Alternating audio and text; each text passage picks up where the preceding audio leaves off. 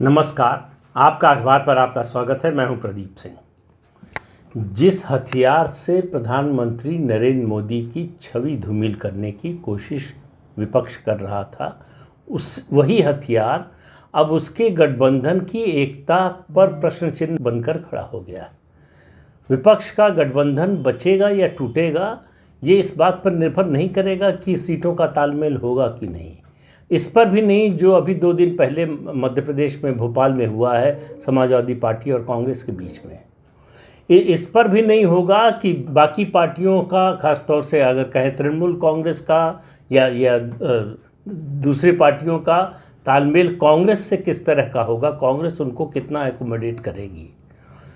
मुद्दा क्या था प्रधानमंत्री के खिलाफ? प्रधानमंत्री से सबसे बड़ी जो समस्या है विपक्ष को, वो है उनकी छवि, उनकी साख, उनकी जो क्रेडिबिलिटी है। उनको, विपक्ष को लगता है कि जब तक इस पर प्रहार नहीं करेंगे, इस पर चोट नहीं करेंगे, इसे कमज़ोर नहीं करेंगे, तब तक हमारे लिए लड़ाई की गुंजाइश नहीं बनती। तो इसलिए चुना किसको? पहले आपको याद होगा 2019 के चुनाव से पहले चुना गया राफेल के मुद्दे को। वो मुद्दा नहीं चला, चुनाव से पहले भी नहीं चला, चुनाव के बाद भी नहीं चला। उस मुद्दे के पीछे और कई कारण थे, लेकिन उनमें आज नहीं जाएंगे। उसके बाद अब 2024 के चुनाव के पहले मुद्दा चुना गया है अडानी को। हिंडनबर्ग की रिपोर्ट जो है उसका सहारा लिया गया, और ये हिंडनबर्ग की रिपोर्ट ऐसे ही नहीं आई है।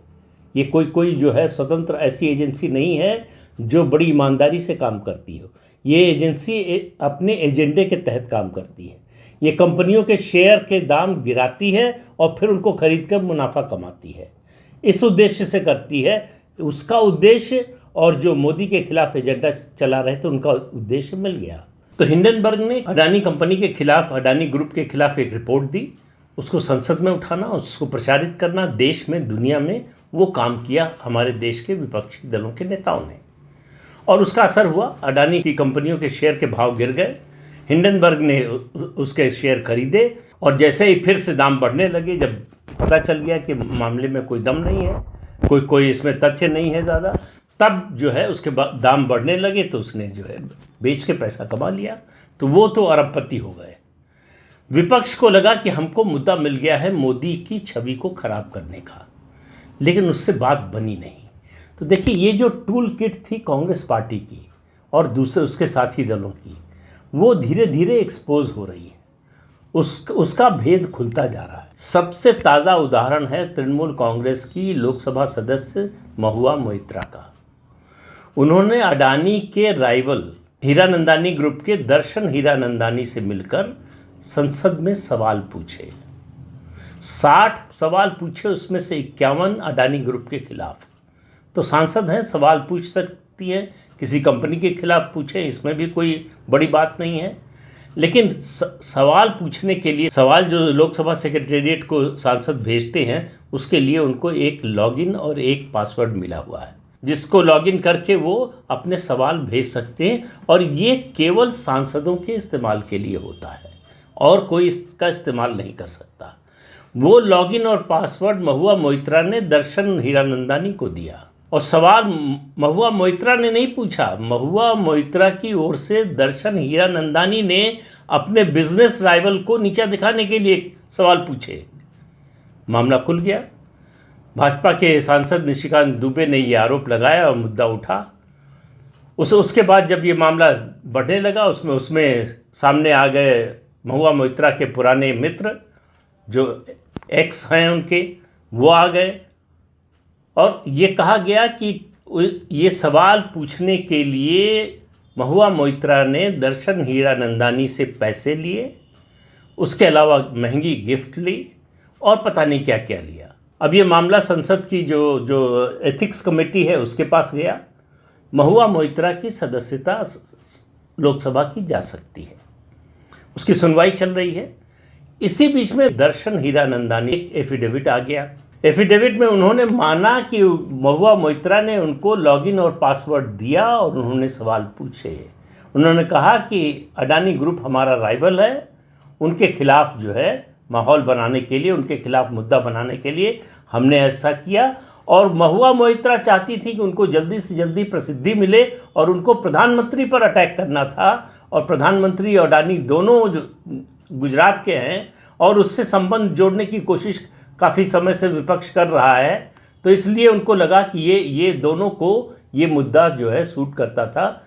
महुआ मोइत्रा को भी लगा कि प्रधानमंत्री पर अटैक कर सकते हैं, उनकी छवि बिगाड़ सकते हैं, लेकिन महुआ मोइत्रा का संबंध कांग्रेस के नेताओं से भी संपर्क कांग्रेस के नेताओं से भी था। तो ये कांग्रेस की जो टूल किट है उसका बृहत्तर टूल किट का हिस्सा महुआ मोइत्रा भी है। अब आप देखिए, ये कुछ आश्चर्य की बात नहीं है कि महुआ मोइत्रा पर इतना बड़ा आरोप लगा हो और उनकी पार्टी के नेता पश्चिम बंगाल की मुख्यमंत्री ममता बनर्जी का एक बयान ना आए, तृणमूल कांग्रेस के नेताओं का कोई बयान ना आए। ममता बनर्जी हर ऐसे मुद्दे पर बोलती हैं जो सरकार के खिलाफ जाता हो, सरकार पर हमला करने का मौका देता हो, इस मुद्दे पर बिल्कुल खामोश है।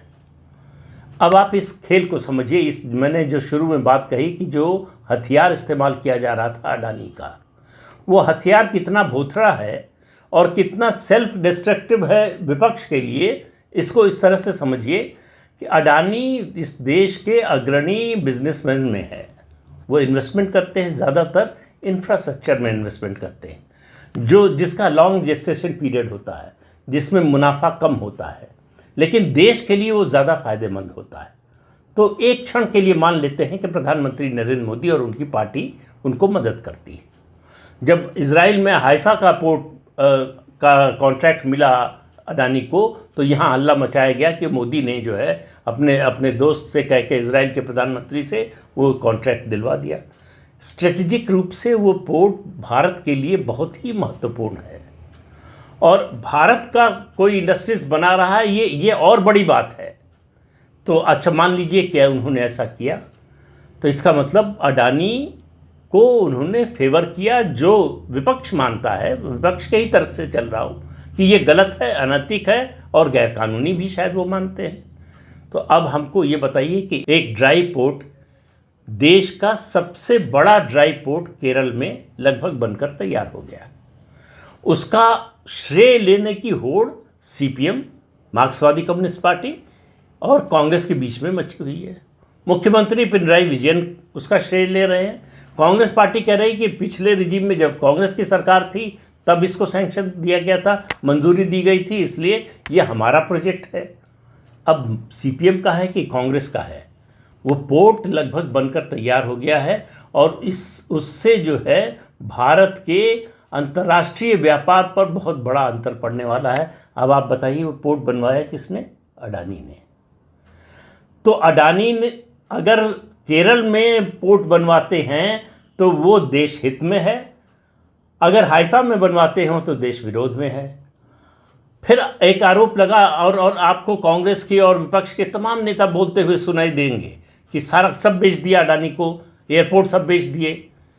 एयरपोर्ट की जो बिडिंग हुई है, उसकी जो शर्तें हैं और जो नियम हैं, वो आप एयरपोर्ट अथॉरिटी ऑफ इंडिया की वेबसाइट पर चले जाइए, वो मनमोहन सिंह की सरकार के समय बनाए हुए हैं। उन्हीं नियमों के आधार पर बिडिंग में अडानी को एयरपोर्ट मिले हैं और एयरपोर्ट जो है कोई बेचा नहीं गया है, लीज पर मिला है। उसका लीज रेंट देंगे, जो भी लेगा, अडानी ले, कोई और कंपनी ले, लीज रेंट देगी। एयरपोर्ट अथॉरिटी ऑफ इंडिया की एक आमदनी बढ़ेगी, इसके अलावा उसका डेवलपमेंट करेंगे। जैसे लखनऊ के एयरपोर्ट की मैंने पहले भी बात आपको बताई थी, उसमें जो है 5,000 करोड़ रुपए उसके डेवलपमेंट के लिए अडानी ग्रुप खर्च करने जा रहा है। अब उसके बाद जब एयरपोर्ट का विस्तार हो जाएगा, एक्सटेंशन हो जाएगा, उसका बड़ा स्वरूप हो जाएगा, तो जो आने जाने वाले हैं, जो यात्री हैं, उनकी सुविधाएं बढ़ेंगी। दूसरी जो है अंतर्राष्ट्रीय स्तर की सुविधाएं मिलेंगी। उसके अलावा पर पैसेंजर एक रेट फिक्स है कि एयरपोर्ट अथॉरिटी ऑफ इंडिया को जिस कंपनी ने लीज पर लिया है वो पैसा देगी, वो भी सरकार की इनकम होगी। तो सरकार एयरपोर्ट के रखरखाव पर, मेंटेनेंस पर, उसके डेवलपमेंट पे जो खर्च कर रही थी वो सब बच गया, लीज रेंट के रूप में पैसा आने लगा, उसके अलावा पर पैसेंजर पैसा मिलने लगा और एयरपोर्ट का डेवलपमेंट हो गया और उसका मालिकाना हक अब भी सरकार के पास है, लेकिन मोदी ने सब बेच दिया। अब ये तर्क सुनिए, अडानी ने राजस्थान में बड़ा इन्वेस्टमेंट किया है, वहाँ किसकी सरकार है? अशोक गहलोत, कांग्रेस पार्टी। अडानी ने छत्तीसगढ़ में इन्वेस्टमेंट किया, वहाँ किसकी सरकार है? भूपेश बघेल की, कांग्रेस के मुख्यमंत्री हैं। और इसके अलावा ममता बनर्जी पश्चिम बंगाल लेकर गई हैं अडानी को वहाँ इन्वेस्टमेंट के लिए। पश्चिम बंगाल में इंडस्ट्री नहीं है, कोई इन्वेस्टमेंट के लिए आता नहीं है, कोई इन्वेस्टमेंट के लिए नहीं आता है, इंडस्ट्री नहीं है तो रोज़गार नहीं है, बेरोज़गारी बढ़ रही है। जो छोटा मोटा रोज़गार सरकार में निकलता है उसमें भयंकर भ्रष्टाचार हो रहा है, उनकी सरकार उससे घिरी हुई है। तो उससे ध्यान हटाने के लिए भी और उसके अलावा पश्चिम बंगाल में रोज़गार के अवसर पैदा हों, वो चाहती है कि अडानी बड़े पैमाने पर वहाँ इन्वेस्टमेंट करें। तो अडानी पश्चिम बंगाल में, राजस्थान में, छत्तीसगढ़ में, केरल में, इन जगहों पर अगर इन्वेस्टमेंट करें तो वो ईमानदार और देशभक्त, और अगर वो गुजरात में करें तो वो चोर हैं और उनको जो है प्रधानमंत्री नरेंद्र मोदी मदद कर रहे हैं और सब कुछ अडानी को बेचे दे रहे हैं। तो ये तर्क लोगों के गले नहीं उतरता है। झूठ के पाँव नहीं होते और ज़्यादा दिन चलता नहीं है। तो मैंने जो शुरू में बात कही फिर उसको आगे बढ़ा रहा हूँ कि जिस अडानी के मुद्दे के जरिए कांग्रेस और उसके साथी दल कोशिश कर रहे थे कि प्रधानमंत्री की छवि खराब कर देंगे, वही अडानी का मुद्दा आपस में मतभेद का कारण बन रहा है।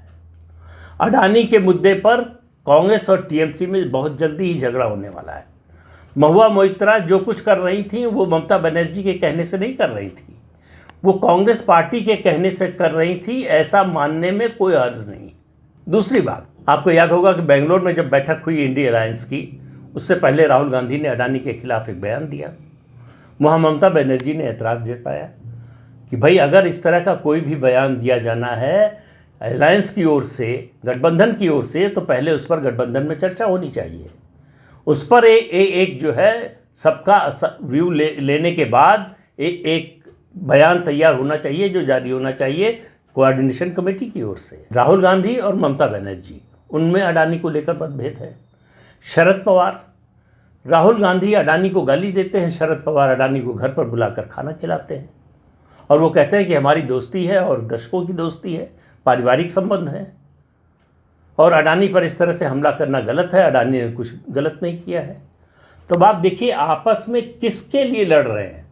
जिसको हथियार बनाकर मोदी पर हमला करना चाहते थे उसी के लिए आपस में लड़ाई हो रही है और ये लड़ाई आने वाले दिनों में तेज़ होने वाली है। ये मतभेद और ज़्यादा बढ़ने वाले हैं। महुआ मोइत्रा के खिलाफ जब कार्रवाई होगी, मेरा मानना है कि जिस तरह से यूपीए सरकार के समय में 11 सांसदों की, 10 लोकसभा के थे, 1 राज्यसभा के थे, उनकी सदस्यता गई थी, उन्होंने पैसे लेकर सवाल पूछे थे। 21 दिन में उसका फैसला हो गया था। इस मामले में भी मामला बड़ा सीधा है, 2 तरह का है। एक तो है रिश्वत का मामला और दूसरा लॉगिन और पासवर्ड देने का मामला।